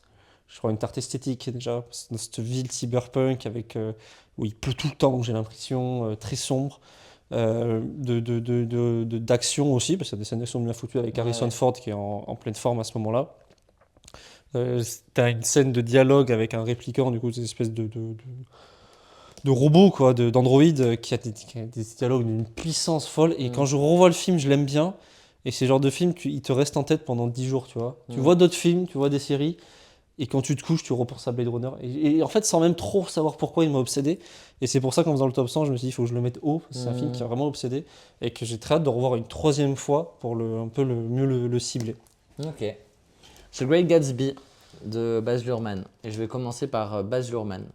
Parce que c'est... Ça, c'est ton Shyamalan à toi, Baz Luhrmann. Un peu. Mais en fait, je trouve que c'est un peu le Jacques Audiard américain. Ce monsieur, Baz Luhrmann. Plus pétillant, enfin, plus paillette. Plus paillette. Je peux entendre la comparaison quand même. C'est le premier, je découvre son cinéma avec, puis ensuite je vais me taper Moulin Rouge, je vais regarder Elvis, je vais adorer sa série sur Netflix. Get Down. C'est Get Down. Et il y a cette esthétique qui est propre à Baz Luhrmann. C'est un punk du cinéma, Baz Luhrmann. une drag queen du cinéma plutôt, je dirais, parce qu'il y a tellement une esthétique. En fait, il est très libre et il a surtout une réalisation qui lui appartient. C'est ça. Moi, j'adore les réals où tu vois 5 secondes, tu fais, je sais qui l'a fait. Et là, on Tarantino sait que c'est c'est Baz Luhrmann fait ça, Baz Wes Luhrmann, Anderson, t'as des mecs comme ça. Slow motion. En 5 plans, tu sais qui c'est. Et Baz Luhrmann, Gatsby, je pense que c'est un film on le connaît plus à travers ses mèmes qu'à travers le film, parce que c'est pas un film que tout le monde a vu. Mais on est en plein DiCaprio Prime, on est avec un Tobey Maguire qui est dingue. Ouais, mais 2013, c'est l'année Django, c'est l'année Gatsby. Loup de Wall Street. Loup de Wall Street, c'est cette année-là, hein, 2013. Hein. Il est partout. Et il gagne pas de prix pour aucun de ces 3 films. Non, alors qu'il est encore bluffant dans The Great Gatsby. Je me rappelle mais de ses seconds rôles. Joel Edgerton qui joue un peu le dandy. Il y a Carey Mulligan Tobey Maguire. Tobey Maguire. Oui, aussi. Jason Clarke, mec. Jason Clarke qui joue celui où sa femme le trompe et tout. Je l'ai vu il y a 10 ans. La bande-son de ce film. Ah putain, bah oui, c'est pas Jay-Z, la bande-son, elle est rap Jay-Z, t'as les Black Eyed Peas dessus. Il y a cette dimension, on est dans les années folles, les années 30, donc il y a ces grands slow-mo de parties qui... Babylone est vraiment inspiré de ce film sur beaucoup de scènes de soirée. Ça ressemble à Babylone, ouais. C'est dingue, genre vraiment, il y a une énergie qui véhicule de ce film, il y a du Lana Del Rey dans les moments plus poétiques et tout. Enfin, c'est vraiment un film qui est... Mais vous écoutez la bande-son de Gatsby, mais vous pétez un câble, vous vous dites, mais c'est dingue, quoi. C'est vraiment un album... tu sais, avec plein d'artistes différents, une compile, mais au service d'un film, tu vois. Et moi, c'est un de mes plus grands moments de cinéma. J'en ai 2 avec mes parents. Il y a Django et il y a Gatsby. Et c'est 2 films qu'on me force à voir. Et je suis là en mode, j'ai pas envie, Gatsby, ça donne pas envie et tout. Et tant on en sort avec mon petit frère, on est là en mode, oh, c'était génial. Merci papa, merci maman de nous avoir forcé à le voir. Tu lui as rendu l'appareil sur... Le film, tu disais que tu avais vu à ta mère, là. Oui, voilà, sur Pass Live. Pass Live, voilà. Non, Gatsby, c'est incroyable. Et si vous êtes jeune et que c'est un film qui vous donne pas envie de voir et tout, mais courez voir Gatsby le Magnifique. Je pense que, tu vois, moi, je l'ai vu à la télé, ça m'avait plu sans plus, honnêtement. Faut que tu le revoies. Déjà, il faut que je le revoie. Ouais. Et de 2, tu l'avais au ciné. Et ça pourrait être cool à revoir ensemble, celui-là, avec les filles. Pas. Et je pense que c'est un gain énorme. Tous les films ont un gain au cinéma, mais les films de Baz Luhrmann, et je pense en particulier celui-là, tu dois te prendre vraiment une tarte au ciné que sur ma petite télé de 10 cm de diamètre. Quand je l'ai vu, ça n'a pas fait cet effet-là. Ouais. 28, il a baissé aussi, parce que j'ai vu qu'une seule fois, mais il était top 20. C'est le film un peu que j'ai un peu baissé, mais bon, voilà, un one-shot, j'ai vu une fois. Un film que t'aimes pas trop. Sur la route de Madison. Ouais, je déteste pas, mais je l'ai trouvé overrated. Oh putain, dur à classer celui-là aussi. Tu l'as Non, je l'ai pas, mais... Tu l'as vu? Ah oui, avec Anthony Hopkins. Oui, bien sûr, Oscar du meilleur.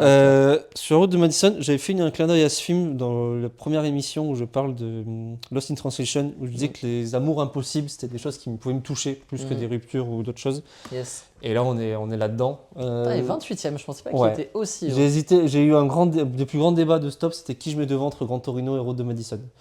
Et vu que j'ai vu le Road de Madison, je pense 2025, et Gran Torino 2015, j'ai fait lui d'abord, mais ça se vaut, c'est le même range quoi. Je les ai mis proches exprès. Je pleure peu dans les films. Mais alors lui, j'ai eu du mal à m'en remettre. Ouais. Lui, vraiment, en fait, c'est surtout la durée en fait. C'est-à-dire que je crois que je commence à pleurer à 25 minutes de la fin, je pleure tout le long et je continue après le film. Je m'en remets pas, en mode, mais c'est pas possible. Alors au bout d'un moment j'arrête, au bout d'un quart d'heure quand même, mais ce truc ça m'a détruit cette histoire donc de Clint Eastwood qui est c'est quelle époque la route de Madison c'est les années 80. Oh même avant j'aurais dit. Ça fait non, vraiment vieillot dans la. Mais les enfants sont le strip à 40 piges. Donc non la sortie, mais l'histoire elle se passe. Ah oui. Oui, parce que la sortie, c'est quoi, fin 80, début 90 C'est 90, ouais. Ouais. Et justement, les enfants redécouvrent dans ce film-là les photos et les enregistrements de sa mère. Ouais. Et ça se passe bien avant, donc je pense que ça va être des années... peut-être années 1900. Ouais, peut-être pas si vieux, mais bien peut-être 30-40. Enfin bref. Ouais, une autre époque. Avant-guerre, ouais. Et Clint Eastwood est un photographe qui se perd, en fait, et qui va être accueilli par par Meryl Streep, qui est une femme, son mari n'est pas là pendant un moment, je sais plus pourquoi, et tu sens le mariage d'époque où on te marie jeune, t'as plus aucun affect, plus aucun amour avec la personne, mais t'as des enfants, et puis ça se fait pas divorcer à cette période-là, et s'il doit y avoir divorce, c'est pas la femme qui va l'emporter, c'est pas la femme qui va décider, tu vois. Et du coup, on sent vite qu'il y a une attirance l'un envers l'autre. Et puis surtout, je me souvenais pas que Meryl Streep était vraiment mignonne à l'époque. Moi, je disais, Meryl Streep quand même. Et Clint, c'est Clint Eastwood, je pense que c'est un des plus beaux mecs de l'histoire de l'humanité. Et du coup, mais tu sens qu'il y a cette impossibilité de par la condition sociale, en quelque sorte. Et tu alternes entre les moments passés et ces enfants qui vont découvrir des souvenirs de leur mère et de ce qu'elle a fait, qui vont s'énerver, mais qui vont comprendre, et qui du coup eux-mêmes vont agir sur leur vie en fonction de ce qu'ont vécu leur mère. Et je trouve ça vraiment, vraiment touchant. Et il y a des plans, un plan, je vais pas non plus trop le spoil, mais de Clint Eastwood dans sa voiture, qui regarde dans son rétro, et derrière il y a Meryl Streep avec son mari, et qui juste ouvre la porte, l'air de dire si tu veux venir, c'est maintenant. Il pleut des cordes et elle vient pas. Elle était là, putain, c'est terrible. Vraiment, il y a le nombre de scènes, et je me mets à la place des personnages et de me dire mais c'est déchirant quand tu t'en remets pas dans ta vie d'un truc comme ça. Et c'est vraiment un des meilleurs rôles de Clint Eastwood, et c'est pas peu dire. Et un rôle où il va être un peu plus dans l'émotion que son personnage un peu plus de cow-boy qu'il va avoir dans les années 60, 70, 80. Voilà, et pas sûr que je le revoie par contre. C'est pas un film que j'ai pas en Blu-ray, je pense pas l'acheter, je vais rester sur l'émotion. Je sais que tu avais pris un coffret. Mais d'ailleurs pour l'histoire, je t'avais dit de voir Gran Torino, et le lendemain en cours, tu m'avais dit j'ai acheté un coffret Clint Eastwood. J'ai le souvenir de là, et dedans il y avait Road de Madison, je pense. The Father de Florian Zeller, sorti en 2020, Oscar du meilleur acteur pour Anthony Hopkins. C'est, je pense. C'est pas le meilleur film ou meilleur réal aussi, ce film-là. Peut-être, il est juste en bas là. Je pense que ça doit être écrit. 6 nominations aux Oscars, dont meilleur film. Non, il est que nommé. BAFTA, 2 Oscars, devant. 2 Oscars, meilleure adaptation.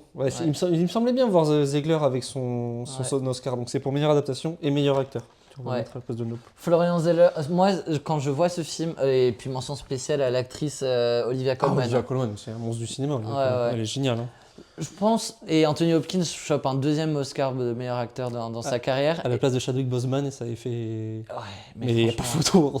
Chadwick Boseman sur Blues de Ma Rainée et The Father.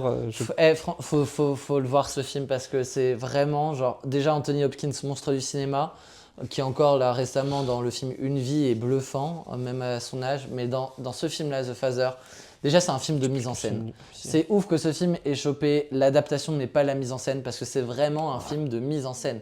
Le film, tu ne comprends pas le montage. Tu dis, mais c'est vrai que maintenant que tu le dis, c'est fou. Tu dis, mais comment, qu'est-ce que je suis en train de... Pourquoi j'ai pas la clé de lecture? Et une fois que tu l'as, tu te dis, mais c'est du génie. Tu te prends... c'est du génie. C'est vraiment du génie. Non, ça aurait dû gagner la meilleure mise en scène. Franchement, je sais pas ce qu'il y a eu en face, mais... Et Anthony Hopkins, et moi, c'est rare Enfin, c'est rare. Non, j'adore les acteurs. Mais là, je pense que instantanément, je me dis, mais c'est l'une des performances les plus impressionnantes que j'ai vues au cinéma par un acteur. Qui gagne la mise en scène en 2020 ? Parasite. Oui, bon. Mais en termes de mise en scène, ça se discute. Ça se discute. Franchement, ça se discute. Les autres prix, ok. Ouais. Mais attends, je me demande si c'est pas... 2 Oscars l'année de Parasite. Je vais vérifier parce qu'il est sorti en 2000, tu me dis 2020. C'est peut-être 2021. Il y a peut-être un décalage d'année. Je vais vérifier. Mais ouais, The Father, c'est à voir absolument. Je l'ai vu qu'une fois, donc. Mais tu vois, c'est. Je sais pas si c'est un plaisir à le revoir. Ah bah ouais, mais quand même pour le recomprendre et de le montrer surtout. C'est un film. Oui. Moi, tu vois, genre, je sais que ma copine l'a pas encore vu. C'est un film où j'ai envie de le voir et de voir comment elle va réagir, tu vois. Mais effectivement, c'est un film. Je l'ai vu instantanément dans mon top 20, et là il a un peu baissé, mais dans le top 30, voilà, en ayant vu qu'une seule fois. C'est pas l'année de Parasite, c'est l'année d'après du coup, il y a un décalage entre la sortie. Je crois que c'est Nomadland. J'ai la flemme en plus de ce film. Hein. Ouais. C'est vraiment un film qui me fout la flemme. C'est Chloé Zhao qui l'a réalisé Nomadland. Ouais. Mais ce film me fout la flemme. Chloé Zhao a eu l'Oscar devant Thomas Winterberg pour Drunk, Fincher pour Monk. Ouais. Et il est même pas nommé. De quoi ? Il est même pas nommé. C'est une nomination, il l'a pas là-dessus. Ben, meilleur réal, c'est Winterberg pour Drunk, Fincher pour Monk, Lee's Non, Action pas pour réel, Minari la mise en... Ah oui, la mise en scène, c'est ça. et Ouais. Promising Young Woman pour Bon. Promising Young Woman et pas Ouais. oh, cette année-là. Non, mais ils ont tout faux sur Nomadland. Quand tu vois en plus les films qu'il a pris qui sont devenus Ouais. beaucoup plus. C'est C'est vrai. ça rejoint ce que disait Mister. Comment il s'appelle réalisateur de studio. Comment il s'appelle C'est Rogen. Seth Rogen qui disait faudrait voter pour les Oscars 5 ans après pour voir un peu la dimension que garde le film après et que ça soit Ouais. pas des films qui soient oubliables. Je suis Bon, je suis d'accord. pas d'accord, mais dans le fond, je comprends ce qu'il veut dire. Oui. Mais puis en plus, là, il y a le côté adaptation de c'est une pièce de théâtre qu'il a fait en film. Donc il y a Ouais. quand même un travail d'adaptation qui est bien En 27, avant-dernier. avant-dernier, Bon, là, sur le 27, c'est un petit plaisir. moi c'est un grand Mais plaisir. je comprends pas en fait que ce film il soit même pas plus. Il ait pas plus de fans, mais bon, tant pis. T'as quoi? The Batman de Matt Reeves. Oui, ouais, tu t'es fait un peu kiffer. Le Mais- robot sauvage. Juste à côté de toi. Je suis très étonné que ce film-là, dans l'abondance de super-héros qu'il y a tout le temps, et pas qui est plus eu des moins. Enfin, pour moi, il est extraordinaire. Déjà au départ, comme je vous Je crois qu'il est expliquais, top 4 de l'année où il sort. Hein. de quoi? Moi, il est top 4 de mon top 10, Ah ouais, bah, moi, il est- de mon top 10 de l'année, il est Ouais, quatrième. il est je crois. numéro 1 devant Avatar 2. Ouais. Déjà, quand ça sort, qu'il y a ce projet-là, moi je suis un peu deg parce que, comme j'ai expliqué avec BVS, j'adore Ben Affleck en Batman. Mm. J'aimais bien Zack Snyder. On sentait que ça commençait à puer du cul, que la suite on l'aurait jamais, etc. Mais ils abandonnent vraiment. Et puis, casting Pattinson, je me dis, putain, c'est pas con. Il y a un truc que j'aime bien. Tu commences à voir le casting et tu vois les Colin Farrell, t'entends celui qui fait Gollum, là, merde, j'ai plus le nom pour Alfred. Serkis, On est sûr que c'est pas le meilleur rôle. Tu commences à voir tout la galerie de personnages, Paul Dano en Riddler, tu fais, putain. Puis Matt Reeves va le réaliser, wow, Matt Reeves, ok, sympa et tout. Et je me souviens de la bande-annonce, avec le fameux I'm Vengeance. Mm. Je me souviens de la deuxième, avec le plan à l'envers, là, en chauve-souris, quand il vient vers la voiture, et je me dis, wow, ce film, il a l'air dingue. Moi, c'est l'ouverture à la fin, avec Barry Keoghan en... En Joker. Oh, t'es traumatisant. Et puis, sans parler de Paul Dano. Hein. Eh ben, Paul Dano, il est exceptionnel dedans. Et Déjà, là, déjà ça, quand tu vois la phrase de Tarantino, là, il y a 3 semaines, oui, il faut juste qu'il voit The Batman. Je trouve que Paul Dano est dingue dedans. et t'as à la fois un côté,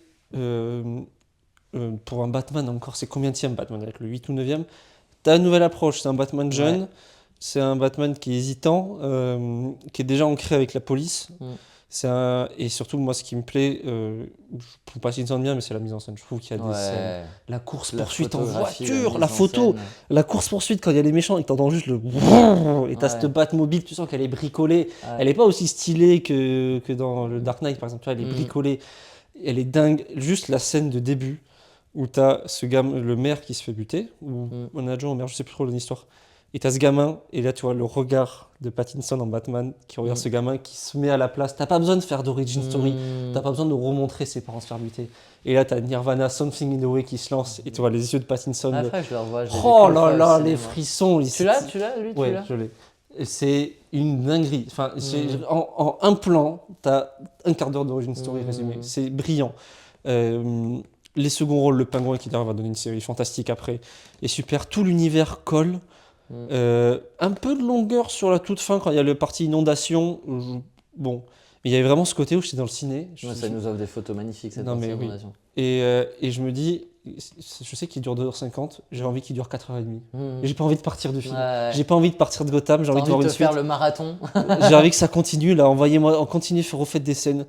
Voilà, c'est exceptionnel. Catwoman aussi est un peu remodernisé, réutilisé, et c'est trop bien. J'adore Jeffrey Wright aussi en Gordon. Putain, quelle bonne idée, Jeffrey Wright, moi qui adore cet acteur. C'est parfait. Il y a que je te dis peut-être Serkis en Alfred, je trouve que c'est un des Alfred les moins intéressants de tous les Batman qu'il y a eu. Oui, je suis d'accord. Il est un peu ouais. Mais tout le reste, j'aime vraiment ce film à tous les points de vue, quoi. Et je suis étonné que, bon, peut-être pas 27 dans le top 100, c'est pas obligé, mais je suis étonné qu'il n'ait pas eu plus l'unanimité. Je pense qu'il y a eu un peu un délit sur Pattinson, il y a des gens qui restent sur Twilight. Moi, j'ai jamais vu Twilight et Pattinson est un de mes acteurs préf. Enfin, je trouve qu'il a une film super. Voilà, je pense que j'ai tout dit sur The Batman. Le robot sauvage est déjà 27ème de mon top 100 all time, alors qu'il Ouais. est sorti l'année dernière. Tu sais, il a mis combien dans le top 2024 toi Il était pas, je crois. Il était même pas top 10 Non. Franchement, si tu l'avais peut-être. Je crois qu'il est genre top 15 dans ma petite Peut-être, vidéo de ouais. l'année. Donc il est remonté, lui. Ah, mais il est tellement remonté. Je pense que c'est mon film préféré de cette année-là, en fait, finalement.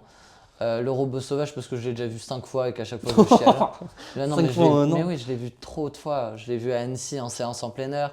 Je l'ai revu dès qu'il est sorti sur Canal. Puis ensuite, je l'ai racheté. Je l'ai montré à ma mère. Je l'ai montré à ma chérie. Moi, je l'ai découvert au cinéma avec mon pote Mathieu. Et dans la séance, on est là, deux mecs devant un film d'animation. Et je sens qu'à côté, il est en train de pleurer. Et t'es là, en mode, Le tu petit. restes devant mon boy. En fait, c'est un film parfait. C'est vraiment un film parfait. La BO est sublime. Les images sont magnifiques. L'animation un peu pastel est incroyable aussi. Un peu, il y a de l'aquarelle dedans. C'est une vraie histoire originale comme on n'en avait plus trop chez DreamWorks et chez Pixar et Disney à ce moment-là. Et c'est un film qui, moi, c'est déjà un de mes films d'animation préférés.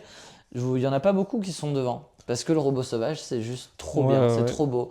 J'adore ces personnages, ce robot, cette petite oie, ce petit renard, et c'est génial. C'est un film qui se suffit à lui-même, je suis même pas content qu'il y ait une suite. Pourtant, ça t'en tease une à la fin. Moi, je l'ai vu qu'au ciné, je l'ai pas revu. Non, ça tease qu'elle revient, tu vois, mais t'es pas obligé de continuer. Oui, non, je suis d'accord. Mais il n'y a pas une trilogie qui est lancée ? Ouais, je sais pas. Je crois. Je suis désolé si tu n'avais pas de suite. Mais en vrai, j'aime tellement. De toute façon, il faut donner de la lumière au réalisateur, Chris Sanders. Hein. Oui. C'est réalisateur de. Il a écrit les scénarios et réalisé Lilo et Stitch et Dragon. Ouais. Quand même. Donc, tu as quand même 2 monuments du cinéma d'animation. Lilo et Stitch, le premier et le seul qui existe. Et c'est marrant parce que cette année, il y a 2 de ces films qui ont été adaptés en live action à 1 mois d'intervalle. Lilo et Stitch et Dragon. Et c'est lui qui réalise Dragon. Hein ? Non. Il laisse le projet. Il est producteur exécutif sur les 2 là. T'es sûr de c'est pas lui qui fait le live ? Non. Ok. C'est son partenaire à qui il avait co-réalisé. D'accord, ouais, donc c'est parce que pour moi c'était le réalisateur du live, de l'animé qui avait fait le non, live. Mais lui, du coup, il a fait ça justement. Il a fait ça pendant que l'autre faisait ça. Ouais, putain. En 26, allez, dernier de cet épisode qui est long, mais on s'ennuie pas, nous. La liste de Schindler. Dans un autre registre, The Greatest Showman. Si vous voulez rigoler. Je l'ai pas vu encore, c'est un de mes rattrapages que. Ben, là aussi, catégorie, je l'ai vu qu'une fois, mais il m'a bien marqué. Je suis même pas sûr de le revoir un jour. Mais tu me spoil pas celui-là. non, je vais pas te le spoiler. Pourquoi tu l'aimes ? Je l'aime parce que quand je l'ai vu, il m'a vraiment marqué, mais d'un côté différent de ce qu'on pourrait montrer dans la Shoah, qui évidemment il y a des horreurs absolues, mais on n'est pas sur forcément une horreur frontale, où tout le monde tient comme ça. C'est plus, il y a cette fameuse scène qui est connue, mais on est sur un film en noir et blanc. Il y a une scène où il y a une gamine qui a une veste rouge et tout ce qui va être raconté autour, et ça c'est pareil, Spielberg, c'est quand même un génie réel. C'est comment un choix esthétique, tu racontes un truc qui aurait pu être raconté en 20 minutes. Tu vois. Ça, je trouve ça hyper prenant. Liam Neeson, qui avant de faire que des actionnaires. Liam Neeson qui a un rôle vraiment bouleversant de ce personnage. Au début, tu comprends pas trop parce qu'il est. Il est dans l'Allemagne N, donc il a ce côté où lui-même peut avoir quand même au début des a priori, et au final il va devenir un héros. Et cette histoire, je trouve qu'elle est quand même trop importante, et il y a vraiment, tu vois, je l'ai vu il y a vraiment peut-être 7 ou 8 ans, et j'ai encore cette scène où une scène où il pleure, et tu lui dis j'aurais dû faire plus, et elle est vraiment, vraiment marquante. Spielberg réalise ça la même année que Jurassic Park. Je sais pas comment c'est physiquement possible de pondre Jurassic Park et les Schindler en un an. Je comprends pas. Mais j'avais vu qu'il était le jour sur Jurassic Park et le soir et la nuit il travaillait sur la liste de Schindler dans le montage. Enfin bref, truc de taré. Et c'est une vision assez unique de cette période-là. Et je trouve que voilà, arrivé à être original, en plus Spielberg il est juif, donc il a quand même un regard. Tu sais, il y a cette fameuse interview de Denzel Washington où il explique que c'est pas une question de couleur mais de culture. Ou que si Scorsese a fait Les Affranchis et il dit Spielberg, les Schindler, c'est pour une question de culture, pas forcément de couleur. Et c'est là on est vraiment dans ce côté-là culturel où il est vraiment fort. Enfin, après, c'est dur de trouver des mots pour ce film-là. Il dure quand même 3h10. Ouais, c'est un long. Et moi, j'ai un peu de mal des fois le film long. Et juste, je me souviens de l'avoir vu d'une traite et pas regarder l'heure. Voilà, c'est vraiment bouleversant. The Greatest Showman, que j'ai rehaussé de 16 places. C'est lui qui m'avait 40e. parlé il y a quelques semaines. Ouais. Là, tu m'as dit, il y en a un, il a fait un bon. Ouais, je l'ai revu il y a 10 jours avec ma chérie pour le 10e fois, hein, The Greatest Showman. Et je pense que la BO, je l'ai écoutée 50 fois vu que j'avais le CD dans la voiture tous les matins en allant au travail. À un moment donné, je la saignais. The Greatest Showman, c'est un film parfait. Il pourrait être, sincèrement, il pourrait être top 10. Franchement, quand je vois des films qui sont de mes films préférés, mais c'est quand même c'est le concept de l'émission, hein, on n'est pas là pour ouais, dire, mais oui, mais en fait, tu vois, il y a un film qui va être 2 places, le 24e, typiquement, tu vois, genre, si je devais un que je devais emmener sur une île, j'emmènerais celui-là plutôt que l'autre. Ok. Mais il y a un côté quand même dans ce classement des films préférés où comment le film est perçu ailleurs, ça te le pondère un peu. Et The Greatest Showman, c'est un film, il n'a pas de 2,8 sur Allociné, mais c'est un 3,5 que beaucoup de gens ont critiqué pour aussi tout l'aspect réécriture de ce film. Alors, on n'est pas sur un biopic, on ne veut pas faire un biopic, mais c'est un film qui est inspiré du coup de Barnum, qui a un peu créé l'univers du cirque aux États-Unis et qui était un peu considéré comme un tyran, comme un profiteur de un peu ces bêtes-là, un exploitant quoi. Et du coup, il est glorifié dans ce film The Greatest Showman. C'est vraiment, enfin pas glorifié, mais le personnage est ultra attachant, bonne fin, happy ending. Il sauve ces animaux de la rue, un peu de tout ça, quoi, et il va les protéger jusqu'à son dernier souffle. Chose qui n'est vraiment pas le cas dans la vraie vie. Donc moi déjà, ça m'énerve pas qu'on mette en lumière toute cette histoire parce que c'est aussi, il faut le faire, tu vois. Mais vu qu'on n'est pas sur un biopic, ça m'énerve que les gens défoncent ce film parce que en mode c'est bon, ça y est, alors que Barnum c'était un horrible personnage. Ouais, mais on veut pas faire un film là-dessus. Et ce film, quand t'enlèves ce contexte-là, mais c'est génial, il est génial ce film, tu vois. C'est comme si en mode, c'est très différent. Je sais pas si je vais là-dessus, mais le film L'Abbé Pierre. Je pensais pas qu'on allait parler de l'Abbé Pierre dans ce Le film L'Abbé Pierre est un excellent film quand tu le vois. Non, mais oui, la performance de Benjamin Laverne, elle est ouf. Et on ne parlera plus jamais de ce film, et ce film va être oublié même de Benjamin Laverne, parce qu'il y a tout ce qui est ressorti derrière. Là, on coupera, parce que comment revenir là-dessus? Genre lui, il a pas violé les gens, tu vois, Barnum. Non, tu mais vois. non, je comprends ce que tu veux dire. Il y a un truc en mode, ce film est un super film. Il y a plein d'histoires comme ça, American Sniper de Scott. Oui, voilà, c'est plus ça. Il est mis par un héros par Clint Eastwood, et en fait, beaucoup de gens disent que c'était un malade qui rêvait de tuer des Arabes avec un Coran à la main. Bon, exactement. Est-ce qu'on en fait un héros? The Greatest Showman a une bande-son qui est dingue. Toutes les chorégraphies sont absolument folles. Si vous avez vu Better Mind, vous l'avez aimé, vous allez adorer The Greatest Showman. Parce qu'il y a ça, c'est clipesque en fait. Toutes les séquences sont des clips. C'est une bande-son qui inspire encore maintenant certaines comédies musicales et même à Broadway ou quoi. The Greatest Showman, c'est un de mes films préférés, mais vraiment, je pourrais le voir et ne jamais m'en lasser. Et je l'ai revu, ça faisait je pense 1 an et demi, 2 ans que je ne l'avais pas vu. Et j'ai adoré le voir, le gars en plein. Et j'ai adoré le revoir et ma chérie l'a adoré. Et c'est voilà, un film que mon frère l'a vu il y a 2 mois. Il m'a envoyé un message en mode « Putain, c'est vrai qu'il est tellement bien ce film. » Ok. Voilà, tu l'as jamais vu Non. toi?